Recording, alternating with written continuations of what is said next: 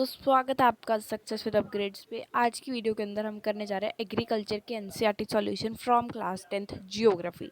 So as we all know कि 2023 to 2024 के exams mid term exams आने वाले हैं, तो हम सिलेबस हमने ऑलरेडी ही प्रीवियस वीडियोस में, अगर आपको नहीं मिल रही तो मैं आपको डिस्क्रिप्शन में लो कर दूँगी, या फिर पर्टिकुलरली न्यू वीडियो भी आ जाएगी अगर आपको कम्प्लीटली एक्सप्लेन्ड वीडियो चाहिए। बट वन शॉट वीडियो हम कर रहे हैं, सब कुछ वीकेंड से मैं आपको समझाऊंगी, बट ब्रीफली समझाऊंगी, डीपली नहीं समझाऊंगी फॉर टाइम वेस्टिंग ऑल्सो। तो और अगली वीडियो आएगी हमारी एक मैराथन पे, जिसके अंदर हम कंप्लीट हिस्ट्री और कंप्लीट ज्योग्राफी की एक वन शॉट वीडियो निकालेंगे। सो मेक श्योर कि आप लोग इस चैनल को सब्सक्राइब कर लो, क्योंकि ये आपके एग्ज़ाम पर्पज़ के लिए और वैसे भी थोड़ा हेल्पफुल रहेगा। और as a 10th student I will advise you कि as I am experienced also board paper के लिए भी, कि मिड टर्म में, बोर्ड्स में या प्री बोर्ड में कहीं भी एनसीईआरटी करो आप 99%, और एवरग्रीन बिल्कुल मत देखो। जितने हैं उसमें वेरी शॉर्ट शॉर्ट ये वो बस एनसीईआरटी करो, चैप्टर को थोड़ा सा समझ लो। वैसे तो एनसीईआरटी को करके आपको चैप्टर समझ आ ही जाता है, बट फिर भी 99% कंफर्म होनी चाहिए आपकी एनसीईआरटी। एनसीईआरटी के बाद आप लोग यूट्यूब पे मैराथन वीडियो देखो, जिसपे आपको एमसीक्यू मिले, ठीक है, कंप्लीट वन शॉट वीडियोस मिले, उससे आपको चैप्टर पूरा क्लियर हो जाएगा और उनमें से ही क्वेश्चन आते हैं ज़्यादातर पेपर्स में। सो स्टार्ट करते हैं हमारा question number 1, multiple choice question से। Which one of the following describes a system of agriculture where a single crop is grown in a large area. So the question is saying which one of the following describe the system, कौन सा इनमें से एक ऐसे system को describe करता है जो कि एग्रीकल्चर में है, चैप्टर ही एग्रीकल्चरल बेस्ड है। तो एग्रीकल्चर की बात हो रही है, एग्रीकल्चर मीन्स नॉर्मल क्रॉप्स की बात हो रही है कि कौन सी ऐसी क्रॉप का ऐसा सिस्टम है। इस चैप्टर में आपको मेनली क्या याद रखना है, कौन सा सीज़न में कौन सी क्रॉप उगती है, उसके टाइप्स, उसका सीज़न, और इन सब का एक सिस्टम होता है पर्टिकुलरली। जैसे कि जो भी इस सिंगल क्रॉप वाला देखो कि एक उसमें जैसे कि आपको दिख रहा होगा कि एक बहुत सी बड़ी फील्ड में कहीं पे सेब का पेड़ लग रखा है, कहीं पे अमरूद का, कहीं पे संतरे का, कहीं पे कहीं का, कहीं पे कहीं का। सो ये क्या है, एक अलग तरह का सिस्टम है एग्रीकल्चर का। बट ऐसा सिस्टम हमसे पूछा है कि जहाँ पे सिंगल क्रॉप हो और बहुत बड़ा लार्ज एरिया हो, एरिया हमारा बहुत लार्ज हो, बट जितना ज़्यादा एरिया लार्ज होगा उतनी ही सिंगल क्रॉप है। ठीक है, सिंगल क्रॉप डजंट मीन कि एक क्रॉप है और बहुत सारा एरिया, नहीं, सिंगल क्रॉप मीन्स एक टाइप की क्रॉप है, कि प्याज की क्रॉप है, पोटैटो की क्रॉप है, टमाटो की क्रॉप है, एक ही टाइप की क्रॉप है, सिंगल। सो इसमें क्या होता है, सबसे पहले तो मैं आपको, अगर ये एमसीक्यू में ना भी आए, so you have to always remember this कि प्लांटेशन एग्रीकल्चर एक ऐसी क्रॉप है जिसके अंदर सिंगल क्रॉप ही ग्रोन करती हैं। एग्रीकल्चर में सिंगल क्रॉप ही ग्रो होती है। सिंगल क्रॉप डजंट मीन कि एक crop, it mean to us that कि एक तरह की क्रॉप बहुत लार्ज एरिया में, लार्ज एरिया हो, एक टाइप की क्रॉप हो, प्लांटेशन एग्रीकल्चर, आंख बंद करके आप लोगों ने यही लिखना है। ठीक है, चाहे आपको कोई भी उससे मिलता जुलता एग्जांपल दे दे, जैसे कि इंटेंसिव एग्रीकल्चर या फिर कुछ भी। इन एग्रीकल्चर के बारे में भी हम बात करेंगे, ऑल्सो हम सिंगल क्रॉप बारे में भी बात करेंगे, राबी क्रॉप, खारिफ क्रॉप, जितनी भी टाइप की क्रॉप आएंगे सबके बारे में बात करेंगे। Don't you dare to worry. So answer हमारा प्लांटेशन एग्रीकल्चर। नेक्स्ट पे मूव करते हैं। बहुत मैंने आपको इसको डीपली एक्सप्लेन कर दिया था, सॉरी, ब्रीफली ही, sorry. Which one of the following is a rabi crop. ये वाला क्वेश्चन हम करेंगे पोस्टपोन, बिकॉज आगे जब हम क्वेश्चन करेंगे, अगर इस एनसीईआरटी में नहीं भी हुआ, we have to learn this rabi crop का सीज़न, खारिफ क्रॉप का, ज़ैद क्रॉप का, जितनी भी टाइप की क्रॉप्स होंगी इंपॉर्टेंट, ठीक है, तब हम इस एमसीक्यू पे आएंगे। फिर you have to know this कि आप लोगों को अपने आप ही इसका आंसर पता लग जाएगा, फिर ये ज़्यादा इजी होगा। थर्ड पार्ट पे चलते हैं। विच one of the following is a leguminous crop. Leguminous crop है, एक इम्पॉर्टेंट क्रॉप नहीं है, बट फिर भी हमें इसके बारे में पता होना चाहिए कि लेग्यूमिनियस क्रॉप क्या होती है। सो हल्की सी हम ये इंट्रोडक्शन रीड कर लेते हैं कि क्या होता है लेग्यूमिनस क्रॉप। देन हम इनके एग्जांपल्स पे आएंगे और थोड़ा सा समझ लेते हैं सिर्फ, ताकि एक लाइन आप लोगों को भी ये चाहिए कि अगर आपको कोई ऐसा वर्ड दिख रहा है ना कि नहीं उसका मीनिंग पता, नहीं उसको समझ आ रहा, अगर हमें वर्ड थोड़ा कॉम्प्लिकेटेड लग रहा है तो गूगल पे जाके उसको सर्च करो, उसकी डेफिनेशन रीड करो, अपने आप आ जाएगा। ठीक है। लेग्यूमिनस क्रॉप क्या होता है? Leguminous crops are plant. Basically ये सारी क्रॉप्स को आपको पहले, अगर आपसे कोई भी क्रॉप पूछे ना, खारिफ राबी, पहले ये लिखो कि एक प्लांट है। ठीक है। Leguminous crop are plant which belong to leguminous family. Legumes are grown primarily from their green seed called pulse. Some example of pulses include beans, peas, cowpea, dry beans like pinto beans, kidney beans, navy beans, dry peas, lentils, और भी बहुत से examples इन्होंने दे रखे हैं। ग्राम भी है इसके अंदर, ग्रीन ग्राम भी, सॉरी ग्रीन ग्राम भी है, एल्सेट्रा। सो ग्राम एक लेग्यूमिनस क्रॉप का एग्जांपल है, और जितने भी इसमें एग्जांपल है वो कोई मेन नहीं है। अगर आपसे पूछेगा कोई कि किसका ये एग्जांपल है लेग्यूमिनस क्रॉप, तो आपको ग्राम ही आएगा, तो ग्राम याद रखना। सबसे पहले मैं आपको बता देती हूँ लेग्यूमिनस क्रॉप, या फिर जैसे राबी क्रॉप का एक पर्टिकुलर सीजन से वो जानी जाती है, खारिफ क्रॉप का भी वो पर्टिकुलर सीजन से जानी जाती है। लेग्यूमिनस क्रॉप जानी जाती है अपनी फैमिली से। Leguminous crops are plant which belong to leguminous leguminosae family. वो फैमिली से ही लेग्यूमिनोसो फैमिली से बिलोंग करती है, और ये ऐसी क्रॉप है, दालें basically. Leguminous crops mean dals, dals means pulses. Pulses आपको पता है, अगर तो लिख लो, नहीं पता तो आपको ये तो पता होना चाहिए, ग्राम, पल्सेस, बस ये दो एग्जाम्पल। हर क्रॉप के दो एग्जाम्पल याद कर लो, वन इज़ इनफ, बट फिर भी आपको एग्जाम्पल सारे पता होने चाहिए, याद दो करने हैं। ठीक है, जैसे हमने रीड कर लिया है वैसे ही आप एक बार इसकी रीडिंग ले लो, स्क्रीनशॉट ले लो, जो लेना है आपको ले लो। ठीक है। Leguminous crop are plant which belong to leguminous family, और ये प्राइमरली मीन्स पहले। ग्रेन सीड कॉल्ड पल्स, ये ग्रेन सीड से बनी होती है, पल्स जिसको हम बोलते हैं। बेसिकली दाल आप लोग लिख सकते हो, लेग्यूमिनस फैमिली और पल्सेस। अब इस क्वेश्चन के पार्ट का answer I hope according to me आप लोग खुद दे सकते हो। Which one of the following is leguminous crop? So the answer is pulses. Leguminous crops में पल्सेस ही आती है और कुछ आता ही नहीं, तो pulses are the main example of leguminous crop, और लेग्यूमिनस क्रॉप का मतलब ही होता है pulses. Sorry for that disturbance. अरे कैंसल। हमारे एमसीक्यू फिनिश हो जाते हैं। सेकंड पार्ट हमने पोस्टपोन करा है, जब हम राबी और खारिफ जैसे हमने लेग्यूमिनस क्रॉप समझा तब हम समझेंगे, तब हम इस क्वेश्चन के पार्ट पे आएंगे। चलते हैं आंसर क्वेश्चन पे, क्वेश्चन आंसर पे। फर्स्ट पार्ट है क्वेश्चन का, name one important beverage crop and specify the geographical condition required for its growth.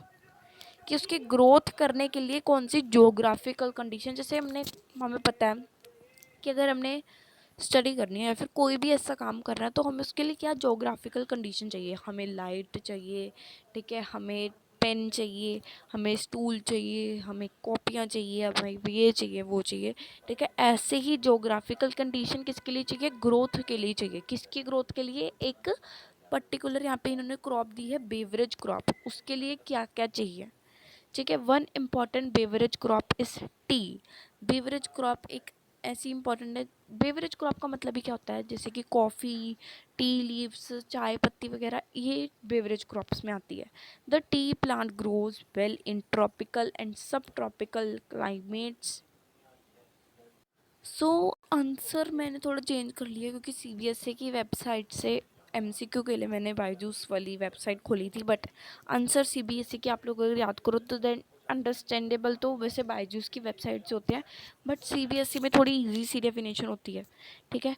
Tea is also an important beverage crop introduced in India along with coffee. The tea plant grows well in tropical and subtropical climates. It requires deep and fertile, well drained soil rich in humus and organic matter.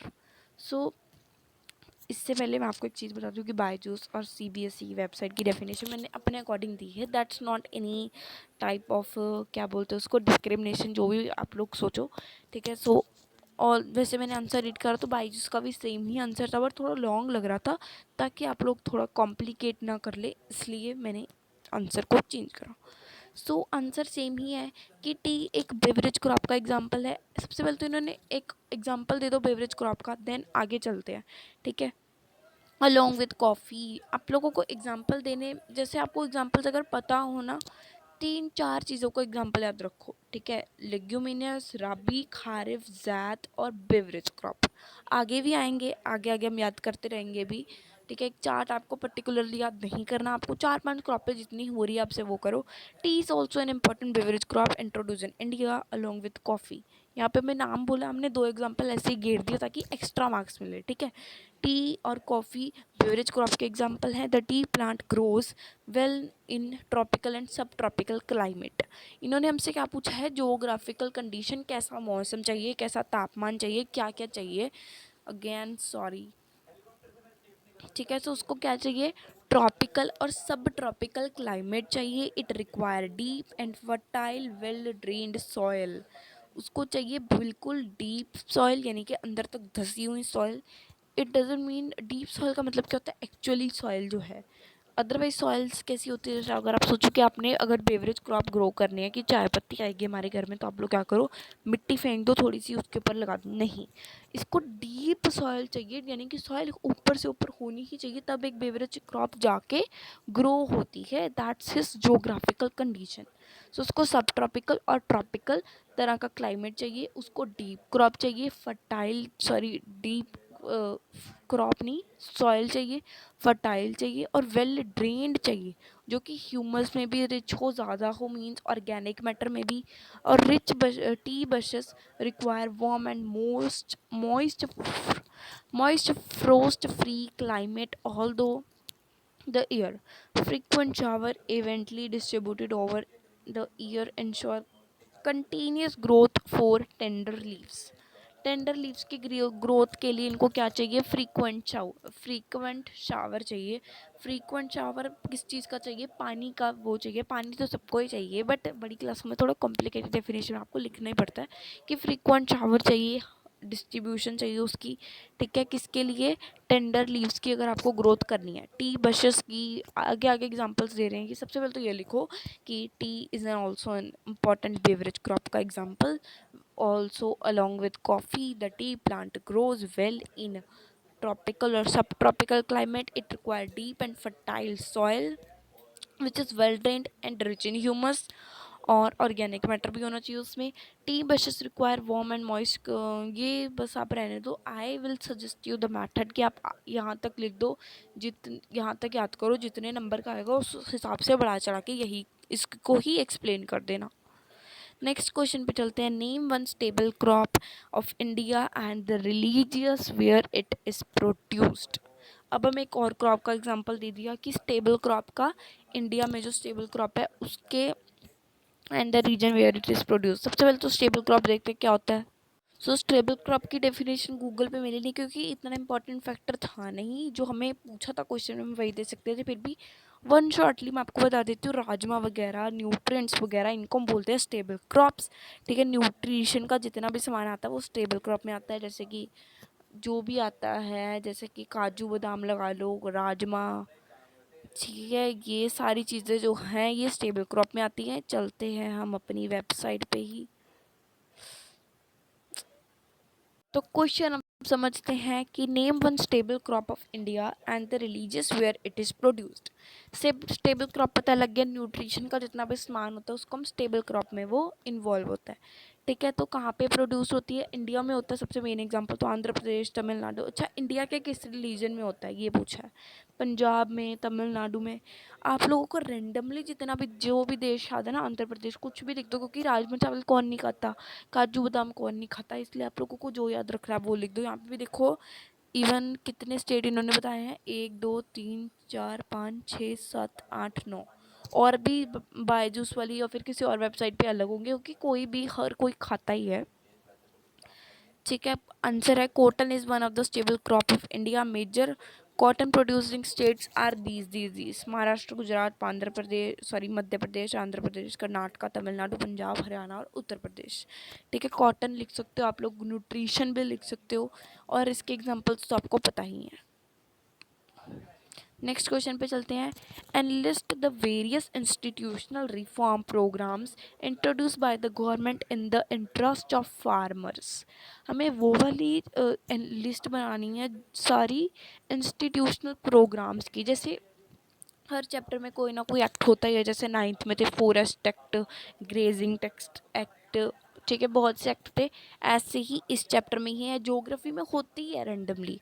Ninth में भी थे, इस chapter में इसमें है, ठीक है। आपको ये बहुत इंपॉर्टेंटली याद कर लो, बस यही याद करके चल जाओ, चाहे पेपर में कोई वो नहीं है। ये प्रोग्राम्स बहुत इंपॉर्टेंट है। गवर्नमेंट ने जो इंट्रोड्यूस करे थे फार्मर के इंटरेस्ट के लिए, ठीक है, फार्मर्स के इंटरेस्ट के लिए गवर्नमेंट ने कुछ एक्ट्स, कुछ प्रोग्राम्स इंट्रोड्यूस करे थे। Let's recall them. ये सारे एक्ट हैं, देखो इतने सारे। वैसे तो हमसे पूछा नहीं है क्या था एक्ट में, हमने सिर्फ क्या दिया है, एक्ट पूछे हैं। एक्ट के नाम भी लिख सकते हो आप लोग सिंपली, ठीक है।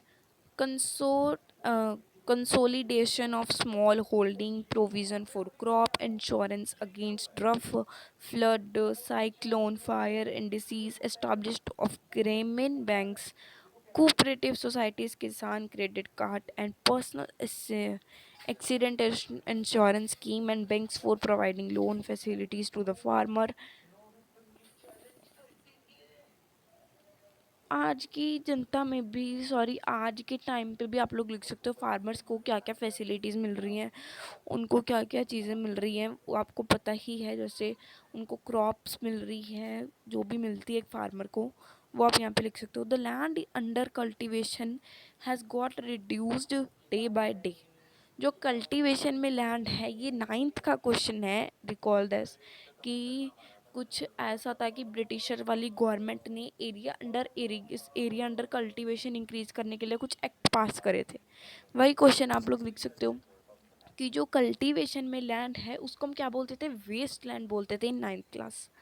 आई रिमेंबर दिस, ठीक है। कि जो लैंड है कल्टीवेशन में वो रिड्यूस हो जा रहा है, कम हो जा रहा है दिन पे दिन। Can you imagine its consequences? What is consequences now? They are नुकसान। कि क्या है इसके नुकसान? विदाउट ट्रेडिंग आपको ये खुद कर सकते हो आप लोग इसकी, तो कि हाई वैल्यू है क्रॉप्स की, तो अगर आप वो नहीं ग्रो करोगे then it is we can say unemployed workers in India. इनकी स्ट्रेंथ ग्रो करेगी जब सारी जनता ही अनएम्प्लॉयड बैठी होगी, ठीक है। और बस सजेस्ट द इन कितने क्वेश्चन रह गए, हम एक बार देख लेते हैं। सिक्स्थ सेवेंथ अभी तो पढ़े हैं। हाँ, ये वाले क्वेश्चन हम आखिर में करेंगे, previous year question in new video. इसके बाद हम यही करेंगे। फिफ्थ क्वेश्चन पे थे हम, suggest the initiatives taken by the government to ensure the increase in agriculture. Government ने क्या क्या करा एग्रीकल्चर के प्रोडक्शन को इंक्रीज़ करने के लिए। सो गवर्नमेंट करती ही है ऐसे काम, पिछले चैप्टर में भी उसने करे थे, आपको ये याद रखने हैं, that is the point. Organic farming is much in vogue today, but it is practiced without factor made chemicals such as fertilizer or pesticides, hence it does not affect the environment in a negative manner। Indian farmer should, एक बार ये समझ लेते हैं, organic farming is much walk today because कि अगर pesticides और fertilisers हो ही ना तो हम आज की क्रॉप को ग्रो कर ही नहीं सकते, और ये एक नेगेटिव मैनर में नहीं आता, ठीक है। कि इंडिया के जो फार्मर्स हैं उन्होंने क्रॉपिंग पैटर्न को, सीरियल्स को हाई वैल्यू क्रॉप्स दे रखी हैं। This will increase incomes and reduce environment degradation simultaneously simultaneously because fruits, medical herbs, flower, vegetable, biodiesel crops like ये आप लोगों को ना क्वेश्चन 99.9% मिड टर्म में आ सकता है, बट ये आपको अपने आप लिखना है, ठीक है। आपको ये ज़रूरी नहीं आकर आपको यहीं से याद करके जाना है, आप लोग खुद ही लिख सकते हो ऑब्वियसली। हाउ डिड द अगर आपके एग्ज़ाम नहीं, अगर आप उस पर्पज़ के लिए याद कर रहे हो तो यू कैन कमेंट मी। एक नई वीडियो आ सकती है इस चैप्टर पे या फिर किसी भी चैप्टर पे, any subject of class 9th 10th also 11th में हम साइंस को टीच करते हैं। Medical student, NEET students, NEET aspirants, How did the partition of the country in 1947 affect the jute industry? कुछ आपको याद आ रहा है 1947 में क्या होता, हमारा देश आज़ाद हुआ था? How did the partition of country in 1947 affect the jute industry? Jute industry में जब हमारा देश आज़ाद हुआ था तभी जूट इंडस्ट्री में क्या आ रहा था वो ये देखते हैं। Jute is known as golden fibre, ये की पॉइंट है। जूट को हम गोल्डन फाइबर भी बोलते हैं। Which crop is known as golden fiber? You have to remember this. Jute. Jute grown well on well-drained fertile soil in the flood plant plains where soil is renewed every year. High temperature is required during the time of growth. जब एक plant की growth हो रही होती है तब उसको high temperature चाहिए, ठीक है। It is using to making gunny bags mats, ये रोप्स वगैरह बनाने के लिए यूज़ होता है। It is losing the market in synthetic fibre and packing material particularly the nylon. Jute किस काम आता है? ये बैग्स वगैरह बनाने के लिए काम आता है, रस्सियाँ रोप्स वगैरह बनाने के लिए काम आता है, मार्केट में बिकता है, सिंथेटिक फाइबर के से बनता है। ये सिंथेटिक फाइबर में धागा कौन सा यूज़ होता है? तो सिंथेटिक यूज़ होता है। बस ये है जूट की डेफिनेशन। जूट की डेफिनेशन पूछी थी इस क्वेश्चन में। बेसिकली जूट क्या है? गोल्डन फाइबर है और जूट एक फर्टाइल सोल इसको चाहिए, ये चाहिए, ये चाहिए, और हमेशा ये रिन्यूड होता रहता है हर साल। इसको हाई टेम्परेचर चाहिए जब इसकी ग्रोथ का टाइम हो तब। गनी बैग्स, मैट वगैरह, ठीक है, मैट्स, गलीचे वगैरह, मैट्स जो होते हैं आपको पता ही होगा, ठीक है, कारपेट्स वगैरह, इन सब के लिए जूट ही ज़रूरी होता है। Describe the geographical condition required for growth of rice. ये सारी जोग्राफिकल कंडीशन ही पूछी वैसे हमसे ज़्यादातर। राइस को क्या जोग्राफिकल कंडीशन चाहिए? The kharif crop require high temperature above 25 degree Celsius and high humidity with annual rainfall over 100 centimetre. अब हमसे क्या पूछा है कि राइस की ग्रोथ के लिए क्या जोग्राफिकल कंडीशन है। राइस एक खरीफ क्रॉप का एग्जांपल है और खरीफ क्रॉप को टेम्परेचर चाहिए 25 डिग्री से ऊपर। 25 डिग्री से ऊपर सोचो कितनी गर्मी होगी। 25 से नीचे रहती है सर्दी, ठीक है। 25 से ऊपर यानी कि हाई टेम्परेचर, यानी कि गर्मी वाला टेम्परेचर चाहिए उसको, ये याद रखना। खरीफ क्रॉप को 25 डिग्री से ऊपर का टेम्परेचर चाहिए, यानी कि ह्यूमिडिटी वाला, गर्मी वाला, वही पसीने वाला, ठीक है। रेनफॉल चाहिए, बारिश भी चाहिए उसको 100 सेंटीमीटर तक वाली। In the areas of less rainfall, जहाँ पे पानी बारिश पड़ती ही नहीं वहाँ पे भी बारिश चाहिए राइस को। It grown with the help of irrigation. Rice is grown in plains of north and north eastern.